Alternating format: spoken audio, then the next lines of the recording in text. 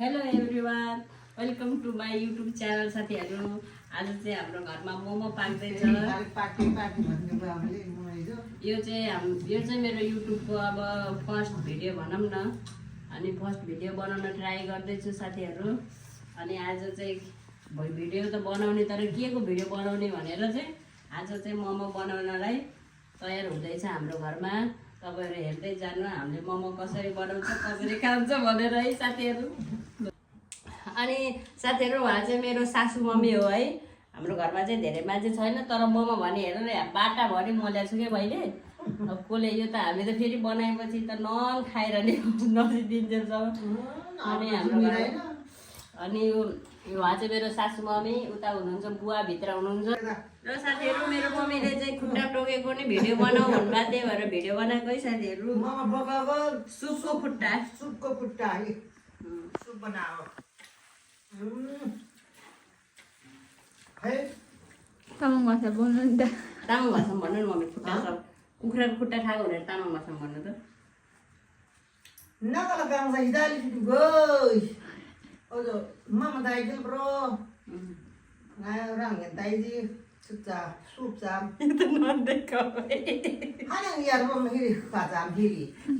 Pali. हामीले बुझे छैन। Oh, memi ke pam hanang ngam ji. Palbam. Kadam memi ke palbam apa. Erna. Guys उहाँ चाहिँ selfie नि हो। नि भन्यो. फेरि पार्टी हाम्रो दा पार्टी मोमो पार्टी। यस्तै चलिरहेछ साथीहरू हाम्रो घरमा चाहिँ मोमो पार्टी। Daily party. जहिले पार्टी। 2 दिन मात्रै खाली भएको थियो, फेरि आज बिग पार्टी हेर न। ल हाम्रो चाहिँ मोमो अब लगभग रेडी भइसकेको छ। एकछिन चाहिँ त्यहाँ उता पाक्दैछ, मम्मीले नै बनाउँदै हुनुहुन्छ त्यहाँ। मम्मीले धेरै जान्छ फेरि। यहाँ मम्मीले बनाउनु भएको मोमोहरू यो मैले बनाएको। यस्तै हो हाम्रो घरमा मोमो पाक्दैछ। खाने मान्छे चाहिँ अहिलेसम्म आएको छैन। अब हामी चाहिँ बनाएर रेडी गर्दै गर्ने हो। एन्जल कस्तो भइरहेछ मोमो पकाइ? यता हेर त, हेरिदेऊ न यता। एन्जल फेरि एकदम लजाउने के साथीहरू। यो चाहिँ मेरो बहिनी हो कि, अनि मोमो खाने रे भनेर आज सहयोग गर्न आएको छ ऊ चाहिँ।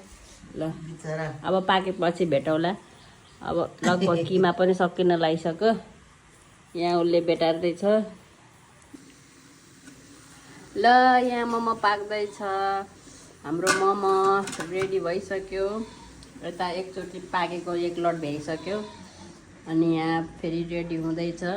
यता एन्जलले खाँदैछ। खै उता तल पसलबाट नानी पनि आउने भन्नुभएको थियो। नानी आउँदै होला सायद। अब हामीले मोमो चाहिँ भ्याउने भयो। मोमो चाहिँ हामीले खाइसक्यो है, एक लट चाहिँ। ल है साथीहरू, यहाँ बल्ल बल्ल कुर्ने मान्छे आएर अचार बनाउँछु भन्ने मान्छे चाहिँ यहाँ भर्खर बल्ल खाने बेलामा, यहाँ सिद्धिने बेलामा चाहिँ यहाँ हाम्रो ज्वाइँ साहब घरको भर्खर आएर खाँदै हुनुहुन्छ।